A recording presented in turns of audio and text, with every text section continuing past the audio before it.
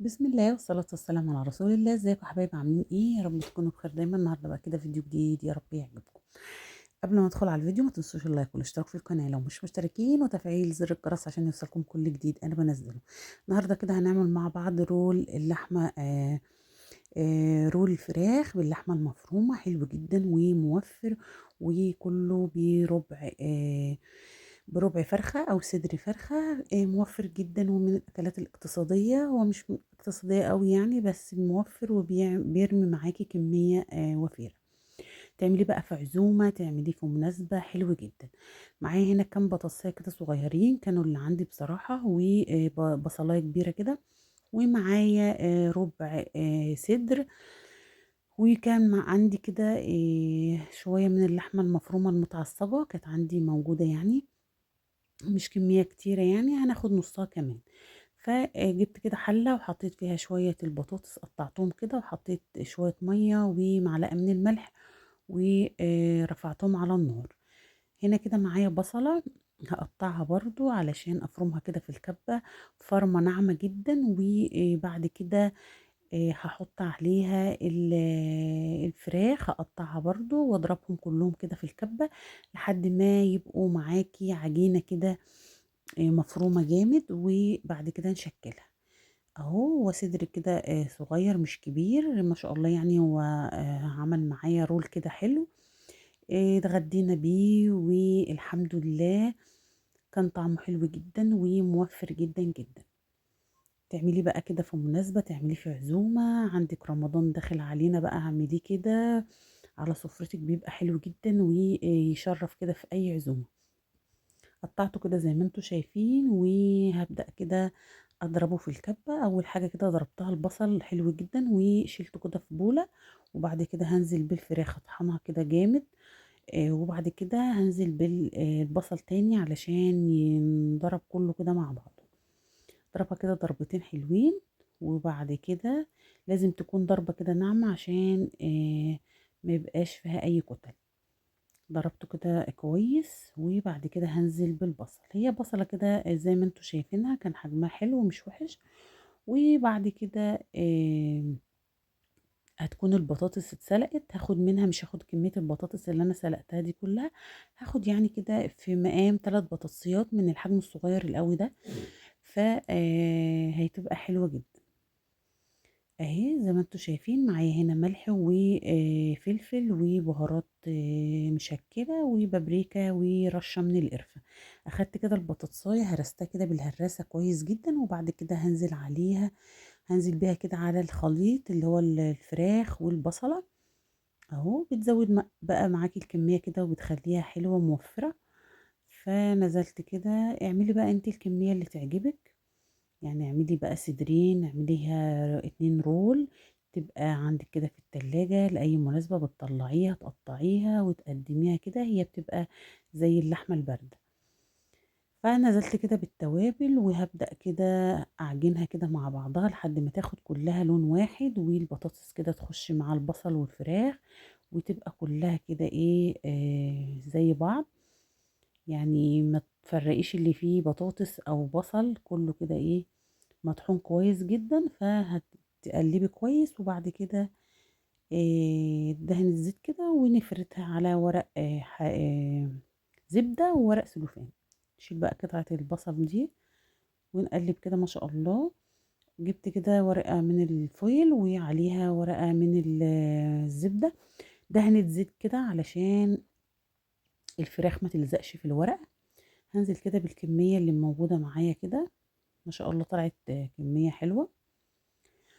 والكمية دي تكفي 4 أفراد، حسب بقى انتي ما تزودي وانتي وراحتك. فردت كده زي ما انتوا شايفين، افردي كويس وظبطيها كده، خليها مستطيلة اهو. وتفردي كويس عشان ما تبقاش تخينة ولا رفيعة برضو، تبقى حجمها كده متوسط وحلوة.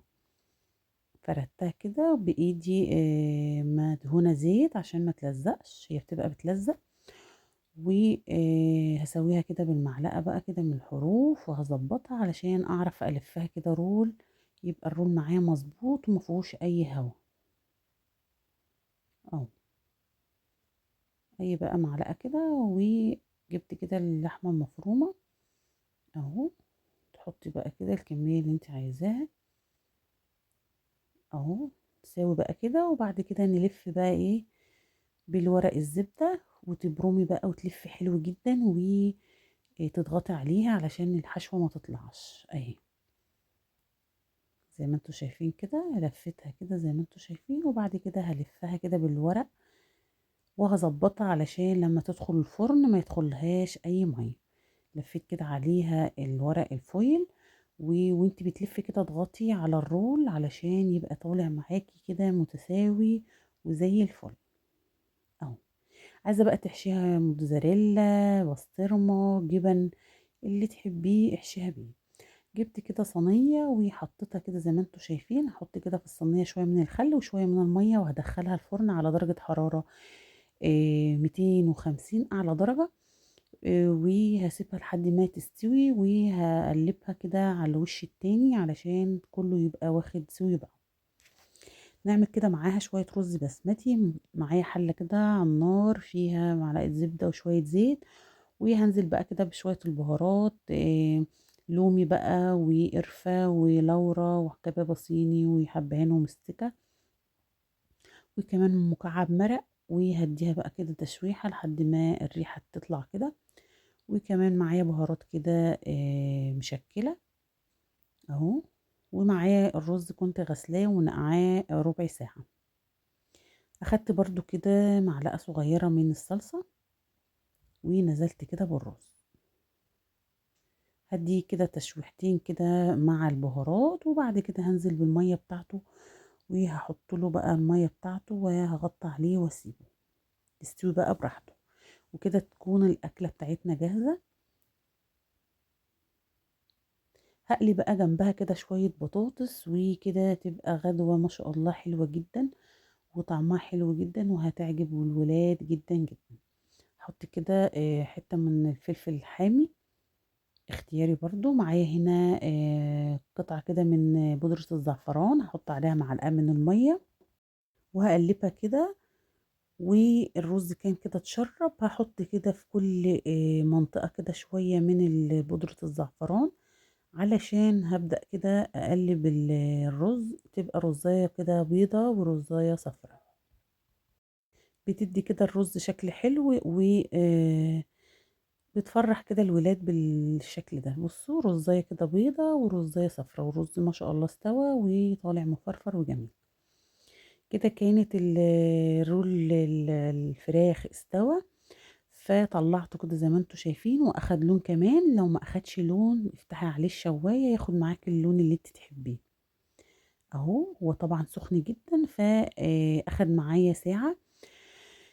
قلبت كده بعد نص ساعة للوش التاني علشان يستوي كده من كل الجوانب. ولما ورد بقى قطعته كده بالسكينة مشرشرة. و ما تستعجليش عليه، لازم يكون سخن، يكون برد وتقطعيه علشان ما يتفتفتش منك. وهو اصلا بيتاكل بارد يعني. فما شاء الله طلع كده حلو جدا وريحته جميلة جدا ما شاء الله. كان مالي البيت بريحته اهو ما شاء الله. طالع حلو جدا، طعمه جميل. جربوا الطريقة دي هتعجبكم جدا، وموفر جدا. وبصدر واحد قطعة فراخ واحدة، ربع فرخة يعني، هيطلع كمية حلوة جدا للغدا. يا رب الفيديو النهاردة يكون عجبكم، وإن شاء الله أشوفكم في فيديو جديد، والسلام عليكم.